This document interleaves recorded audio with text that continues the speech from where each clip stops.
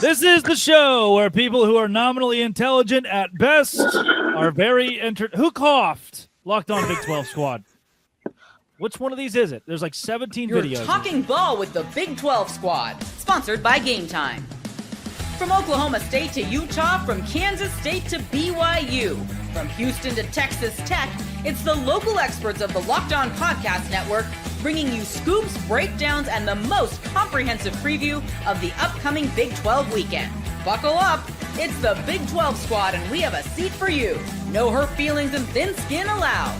Squad up, you're part of the Big 12 Squad. Happy Thursday, everybody. Welcome into the Big 12 Squad. I am Red because it's hot in here. Jake Hatch covers BYU. JT Wistersill covers no one. Learn to fill in your name tag next time. Kevin Borba of Locked On Buffs.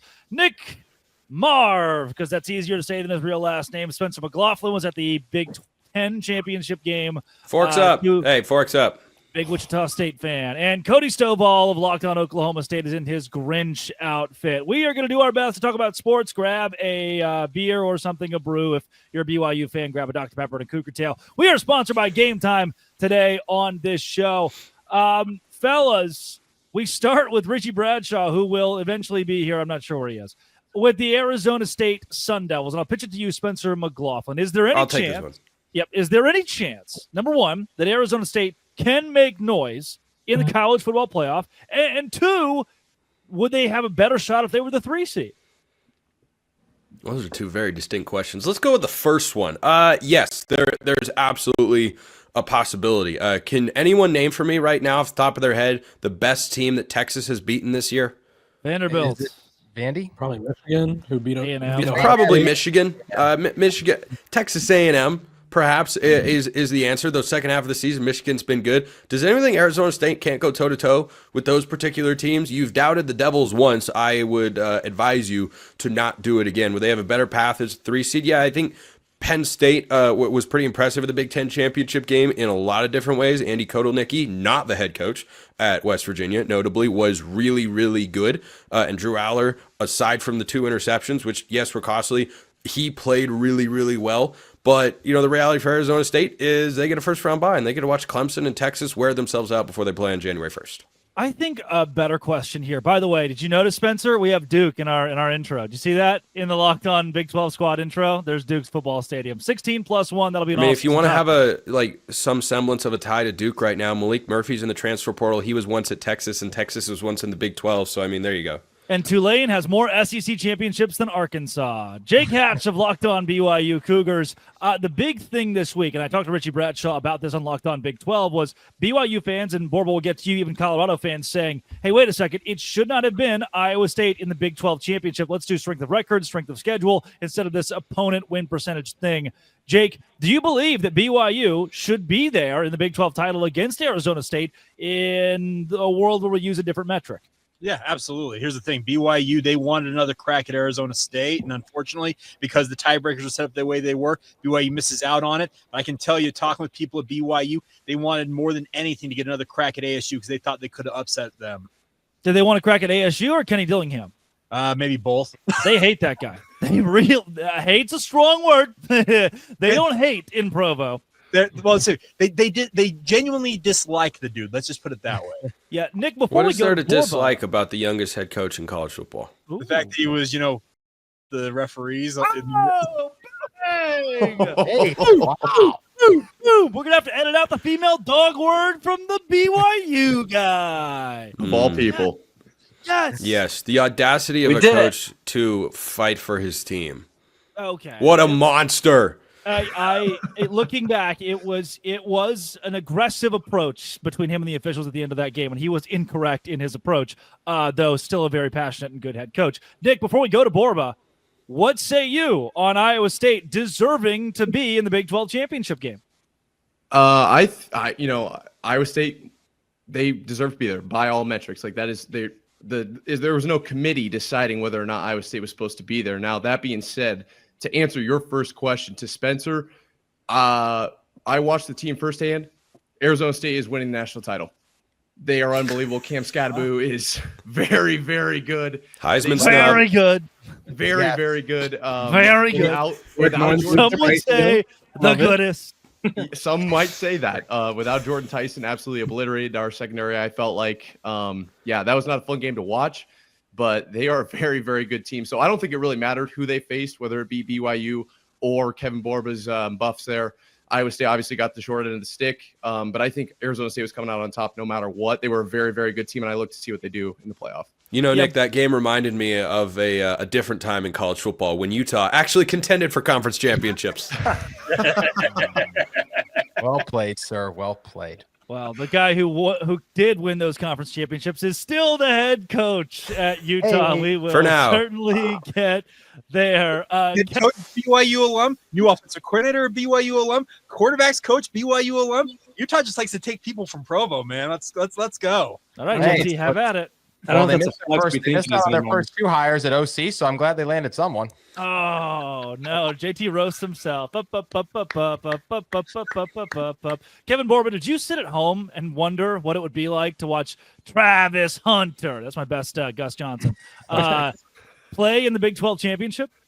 I honestly did, and I think it's just one of those things where you look at the whole picture. It's like, imagine Colorado in the playoff, right? Because I think just 2 or 3 weeks ago, we were having the discussion of, is the playoff committee going to leave the Big 12 out as a whole, right? There was discussions of Boise State and maybe Tulane or whoever won the American getting in. And so I kind of went from like Colorado is the representative that'll do it for them to Arizona State's actually really, really good, which me and Spencer, I think, had talked about a few times when I went on his show. But in terms of Iowa State, it reminds me a lot of TCU in the playoff, and I feel like we need to stop hating on Iowa State where they didn't deserve it. They won the games they needed to, right? It is what it is, and that's the metric that we go off of. I would have loved to see Colorado play Arizona State because they played last year and Colorado beat them, right? And both teams were terrible last year, so I would have loved to see them play at a much better full strength this season. But that's the metrics we go off of, so I know people are upset, but hey, that's life, and life's not fair. What Yeah, post do you Spencer- think Kevin was in as he was daydreaming about Colorado playing in the Big 12 title game?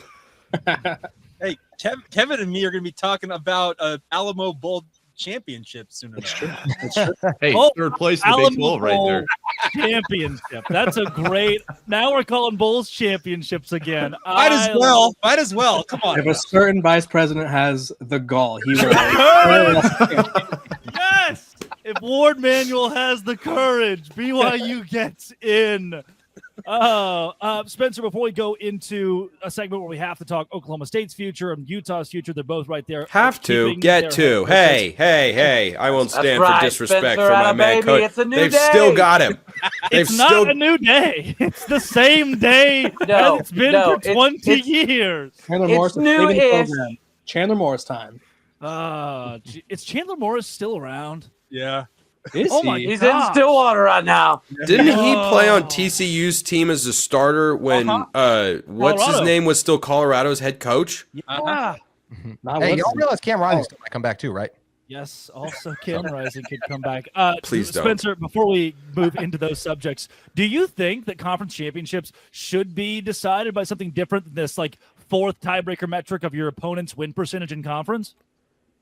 How else are you going to decide it? Are you going to have a one-off game? Are you going to flip a Committee. coin? Committee, Oh. come on, put him in a room. A conference championship playoff. Oh. Oh, Yeah, I don't know if you're going to get on board for an extra game. I mean, I would watch, of course, because it would be exciting. But I mean, the team that has you The- get the- another the- loss. Yeah, the team that has the best lineup of wins, I don't know how else you're going to, as a conference, look at it and say, yeah, we're going to go with something other than that. Let's just have Yormark throw a dart at the board and see who it lands on and call it a day. Committee. Coming up, Utah and Oklahoma State have new same head coaches. This is the Locked On Big 12 Squad or something like that. Today's squad show is always brought to you by Game Time. Game Time has a new feature called Game Time Picks that makes it easy to get tickets to see your favorite team play. Yeah, Game Time Picks filters out the fluff to show you incredible deals on great seats so you don't have to waste time searching through thousands of tickets and pick an upcoming game on the event. Browse through the season of the Game Time Picks. Then talk about deals and other high-profile events with your friends. You can share even super deals that Game Time gives you. That's right. You can go through, I want to go see Arizona State in the college football playoff. Ka-ching! I can do it through Game Time Picks. All-in pricing, seat views, lowest price guaranteed, Game Time ticket coverage, and take the guesswork out of buying tickets with Game Time Picks. picks. Download the Game Time app, create an account, use code LOCKEDONCollege for $20 off your first purchase. Terms apply. Again, create an account, redeem code LOCKEDONCollege for $20 off. Download Game Time today. What time is it? It is game time. Happy sports. There goes Jake Hatch. Thank you, Jake Hatch. Just like BYU late in the season. Bansa. A little 0 for 2. Yeah, he did get that one basketball player that came to play for BYU, which is good. AJ DeBonsa. How fun is that? Number one. This is wait, we can talk basketball at some point. NIL works wonders. Probably not today. There's the transfer portal stuff and all that jazz going on. And head coaching changes or stays the same. JT, Kyle Whittingham is sticking it out in Salt Lake City. You and I both thought a couple weeks ago that he probably would. Is this the right decision for both Whittingham's camp and for Utah? I think it is. There are some concerning things. Oh, don't sound too confident. Wow. This guy believes. Here's the thing, right? At the end of the day, it comes down to this. Kyle Whittingham has proven he's a really good coach. I think Morgan Scalley can be, but I don't know if Morgan Scalley will be. So I think Kyle Whittingham has done enough. Yes, Utah lost 7 of their final 8, but in every single game, they were in it. In the Colorado game, right? If Isaac Wilson doesn't throw an interception on the sideline, Utah still makes that a game, and that was with poor quarterback play last year. So I don't think coaching is the number one problem. Now, the problem is, can Kyle Whittingham change his offensive philosophy? Is he going to allow Jason Beck to do the things that at New Mexico helped him have the 4th best offense in the country? That's what I don't know. But I think that Kyle has proven he can succeed in the NIL era still. I don't like seeing a legendary coach like him go out with a year like he just had. So I am overall still happy he's back. But look, some things have to change, or else Utah is going to be in a similar spot where they will be towards the bottom of this conference, especially if they can't figure out the quarterback position. Yep. Before we go to Cody, Nick, I hear that Matt Campbell is headed. He's headed to West Virginia or Purdue or somewhere that's not Iowa State. Chapel, yeah, he's going to North Carolina. What say you? Matt Campbell's going to get a statue out here in Ames, so it'd be foolish of him to leave. I feel like in the next 3 to 4 years, we'll be back in the Big 12 championship 2 to 3 more times. So I feel like we've got the roster and we're starting to get a feel for the NIL and the transfer portal deal. I don't foresee that happening, but I suppose Matt Campbell is, reaching that upper echelon of turning programs around. So it wouldn't surprise me just from his resume standpoint, but it would surprise me from the culture he's built. We heard this year how much the team is, finally getting that we identity. And it would really pain me personally if he left. Yeah, that's what I'll leave it at. Spencer, you ever heard of Jason Scheer? Yes. Oh, interesting. Scheer did tweet in his first year as a beat reporter of the Big 12. Rumors. Don't be shocked. There's a chance Matt Campbell leaves Iowa State. I feel like we've had this song and dance way too many times for it to ever come true. Do you mean Michigan head coach Matt Campbell, USC head coach Matt Campbell, Wisconsin head coach Matt Campbell to you? You're right. Yeah, I mean, it feels like in the old definition of insanity, doing the same thing, expecting a different result. We keep going back to the well, and Matt Campbell's going to leave, guys. He might just like it there in Ames. I think it's. How dare you say that? Yes, people love it here. People love it here. Absolutely stunning. By the way, JT, I have a question for you. Is the best thing you can say about the last 8 games for Utah is they're not Purdue? I mean, they're not. I prefer they're not Florida State. That's what I would prefer to say about Utah. Also, Spencer, I can't decide because you were sticking up for your guys for Kenny Dillingham earlier. I can't decide if you look more like Kenny Dillingham or what all the fans have been saying that you look more like Sid from Toy Story. I can't decide. Yeah. Will, the commenting crowd can't decide either. And I'd just like to say that I'm a big Kenny Dillingham fan. Always have been, and he is easily the best looking coach in college football. Yeah, I think Spencer had Arizona State at 4-8 going into this season. 5-7, you buffoon. Oh, my bad. I took him over. I took him over their win total at same FanDuel. Record as Utah, that's right. Wouldn't you know? 5-7, and this Cody Stovall news out of Stillwater that Mike Gundy restructured contract. Will he stay? Will he go? He's still there. Restructured contract for a guy who had an ultimatum never is a really good sign. What is even happening right now? Well, it was a wild time. It was touch and go there for a few hours, but obviously they found a way to get it renegotiated. I don't know if it's an ordeal where he just flat out, denied the original offer and they did a counter offer. We're not sure yet how that went down, but nonetheless, in the middle of the night, he found a way to make it work. So he is in fact back as the Cowboys head man. And, that really is accentuated that I think he understands that he's got to change some things. We got a new DC now. We got a new D-line coach. And both of those seem to indicate that Mike Gundy is pretty dead set on having NFL guys come in and rebuild the defense. And that, I think, is something worth everybody getting excited about. Yeah. Cody, I can't tell if it's the Grinch thing, but you or the Mike Gundy stuff, but you just genuinely look more sad than normal. I mean, it's a happy day. I am pretty irritated about my computer situation. Yeah. Yeah. I mean, It's a happy day. We love it here. It's so hard. Spencer, Mike Gundy is staying home. From a national perspective, is this good for both parties? I mean, it feels like Scott Frost at UCF. I literally don't have a strong opinion one way or the other. If you told me, if you sent someone from the future and said, this is a disaster, I'd say, yeah, that sounds about right. Or if you sent someone from the future and said, this is going to go phenomenally well, yeah, that could also sound about right. I think for Mike Gundy, even more than Scott Frost, the pressure is certainly on in 2025, given that Frost is about to go into his first year at UCF. But I need to see how the transfer portal goes. I need to see who they are able to get. Yeah, you have a new defense coordinator and defensive line coach. That's great. You can adjust the scheme and work on the tiny little details. But at some point in time, you've got to have players that don't get run over. I mean, one of the games that Oklahoma State won this year, they gave up over 600 yards of offense. I still don't know how they won that football game. Yeah. It's we had incredible. them right. We had them right where we wanted them. Exactly. By the way, Cody, you can turn off the aging filter on Snapchat there on the camera. But do I look old? I like it. Well, I'm working on it. Well, let's just say you and I probably look like we are at the opposite ends of the old age spectrum here on the show. The day is coming. I didn't understand a word you just said. The day probably for the better. For Mike Gundy, right? I think it's next year. You got to win. You got to win next year, or this ship's probably going south. And if he doesn't win, he'll go pull a Neil Brown, or he'll pull we've heard even Matt Rule or Brian Kelly say, "Oh, we're poor. How are we supposed to win?" We already did that's the great excuse, right? Mike Gundy's even said, "We're no." Poor. He said, "We're poor." Oh, that's right. The fans are poor. We're Mike poor. Gundy. Yeah. Coming up in the third segment, Parker Ainsworth submitted 3 videos this week, and I can only imagine what they're going to be. This is the Locked On Big 12 squad that's about to be just thrown into chaos. Today's show is brought to you by FanDuel. Get ready to tackle NFL action with FanDuel, America's #1 sportsbook right now. New customers can bet $5. $5.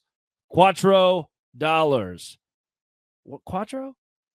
$5. $150 in bonus bets if you win that $5 bet. The FanDuel Sportsbook app gives you everything you need to place live bets on the NFL and college football all in one place. Get a hunch in the middle of a game, place a live bet, check out stats, play-by-play. So much more on that same page where you place those bets. Visit FanDuel.com to join today. Get started with $150 in bonus bets if you win your first $5 bet. That is FanDuel.com. FanDuel.com. Never waste a hunch. Make every moment more with FanDuel, an official sportsbook partner of the NFL. Download the FanDuel app. Visit FanDuel today. All right. The first video says start with Spencer. Nick. Bye, Spencer. Start with Nick. All right, Nick, get ready for this. Kick in the pants. New guy Nick and his Iowa State Cyclones made it to a bowl game. I have to say I'm very jealous about a lot of things. Winning football games, getting to a bowl game in particular, but I'm really jealous of the bowl game you made it to, the Pop-Tart Bowl. And so I think the natural question is, starting with Nick, what is your favorite flavor of Pop-Tart and why is it cinnamon brown sugar? I mean, that's the obvious choice here, right? Tell me what you guys think. I'm going to start with Nick, though, as the Pop-Tart Bowl recipient. All right, Nick. I've never even met him. On the 5-hour stand thing in the background. Like Scotch tape. Nick, what's the answer? Oh, I really did not expect him to ask that. I did not know where he was going with that. What are you saying? Are you insulting his intelligence? Are you saying it was a bad bit? Are you saying he's derailing the show? 5-hour energies this time? I think he upped it. New guy Nick. He did. And Nick, you're making fun of the man himself. Parker. Hey. On the show this week. I don't know. What's your answer, Nick? Cookies and cream is a solid one. It's I feel like a little bit slept on, but if you're gonna go sugary breakfast treat, cookies and cream, you might as well go all the way. Parker, how cold is it in Texas? 40. So my next question was going to be actually throwing it back to Cody because I feel like Cody's had a lot of Pop-Tarts in his life, if I'm being really honest. I feel like Cody's a good judge of this. Yeah. I'm more of a toaster strudel guy myself. All right, but I would go cookies and cream as well. That's the best call there is. Jeez. The question is, do you toast them? Yes, and I put butter on, on top. It takes way too much time to toast. That's some Oklahoma stuff right there. How about another big coaching decision? And we mentioned this guy earlier, Scott Frost, Mike Giddens, locked on UCF. Hey. We've got a bad case of frostbite down in Orlando. There it is. It's No back. No cure for frostbite. Oh, it is so back. Mike, what is the vibe around the program, around the fan base right now for UCF with Scott Frost returning? It's mixed, man. A lot of people feel like it's a retread hire. Other people feel like, hey, this is a great decision. He just hired his former QB from the undefeated season, Mackenzie Milton, as his quarterback's coach. Look, man, they've got to fill out the rest of this staff quickly and hit the portal hard. So, where should the floor be for UCF? Is it 6 wins with Scott Frost in year one? Is it 7 wins? Well, I think they had enough talent this year to win at least 6 or 7 games. Coaching is why they landed up where they landed up. But yeah, man, a lot of people are really excited about this hire. He needs another shot. He's looking to get back into coaching. And what better place than a place where he had massive success about 7 years ago now. Yeah. Mike, as far as Gus Malzahn leaving Orlando, is that seen as mostly a positive by the fan base? Felt like there at the very end, things really weren't working out for either party. They were done with Gus. Yeah. Like, they were done with Gus. And it was UCF's best case scenario because Gus, in talking to people close to Gus, a number of former Auburn staff followed Gus down there to UCF, so I had a lot of insight into what it was like there for him. And he wasn't having fun. He wasn't having fun at all. He was miserable as the head coach. And they worked out a deal where no money had to change hands for him to exit, and that was UCF's best case scenario. So he takes the offensive coordinator job at Florida State. They don't have to pay him a big buyout. He doesn't have to pay them any money, and everybody can just move on with their lives. So I think fans are happy. They generally understand Gus Malzahn is a good guy. Yeah. He's a good guy. He's not the guy you hate, right? But you're happy to move on and get a fresh start here. He had ample opportunity to get UCF going in the right direction. He struggled with whether to call plays or whether not to call plays. And, look, this is a results-driven industry, and the results just weren't there. We've talked a lot about coaches over the course of this show. Kevin Borba, Deion Sanders, at the time of recording, is still the head coach at Colorado, and something that not a lot of people are questioning, whether or not he'll stay. It sounds like, by and large, he has made a home in Boulder. Is that the case right now?